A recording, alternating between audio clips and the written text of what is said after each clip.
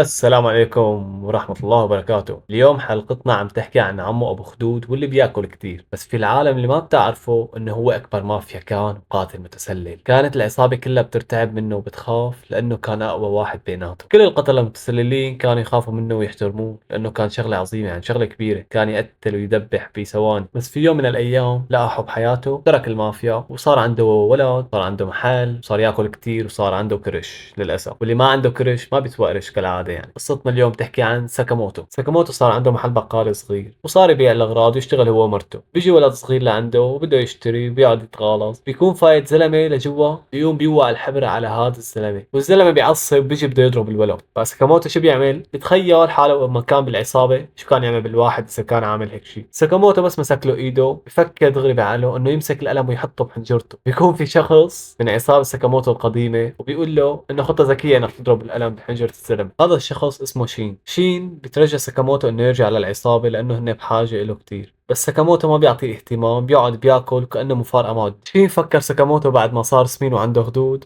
انه ما عاد خرجه لا قتال ولا عصابات ولا شيء.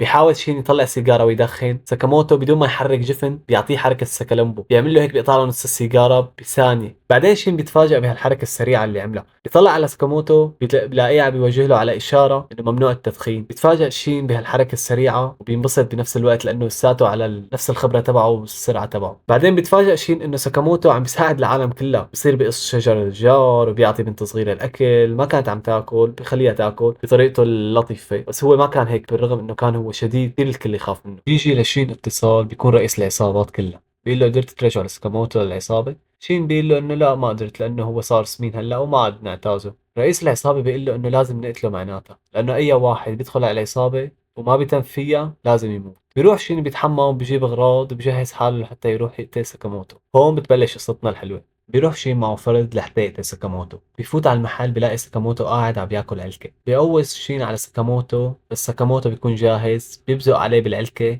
بغير مسار الطلقه، يعني شرشحه. شين بيتفاجئ بالحركه اللي عملها. شين بيفكر حاله شغله كبيره انه معه فرد، بس ساكاموتو بيضرب عليه العلكة وبيجننه. بعدين بيجي ساكاموتو بيعطيه كيس بطاطا على راسه، وبيجي بعدين من وراه بيشوطه شوطة بيشيله هو والمحل. بعد ما يدوخ شين بفز بيلاقي حاله قاعد ببيت ساكاموتو وحاطين اكله وعم بياكله. بيفكر الاكل مسموم الغبي. بعدين بياكل وبينبسط انه اكل كتير كان طيب. بيرجع شين عند رئيس العصابة وبيقول له انا ما قدرت اقتله لانه صار عنده عيلة وصار سمين، يعني ما رح نعتازه، شو بدنا فيه. بس بيقرر رئيس العصابة انه يقتل شين. ببلشوا يضربوا بعض بالرصاص ويهجموا كلهم على شين، بس شين بيكون قوي وبيقدر لهم يعني شوي. هون حركة ساكاموتو الحلوة اللي عملها انه حاط مسجل صوت بقلب الفرد تبع شين، وقت سمع انه عم بصير قواص بيطلع من تحت الغرفة، بيطلع من تحت المحل مخزن اسلحة معبى يخرب بيته، تقولوا صار له سنين عم بيجمع. ومن الهيبة تبعه ما بياخذ ولا سلاح ولا فرد ولا شيء، بياخذ هذا فرد تقطيع او تبع كهرباء. بعد ما يمسكوا شين وخلص انه حيقتلوه، بيطلع له ساكاموتو من ورا رقم واحدة كهرباء بيصعقوا صعق. ببلشوا يضربوا عليه رصاص، ببلش يمسك الرصاص بعيدان السوشي وبيبلش يعمل حركات هو وسمين وهيك عنده خدود ما احلاه. بيختفي وبيضرب هاد وبيطير هاد وبيجننهم يعني، وبينزل بتقتيل واحد ورا واحد.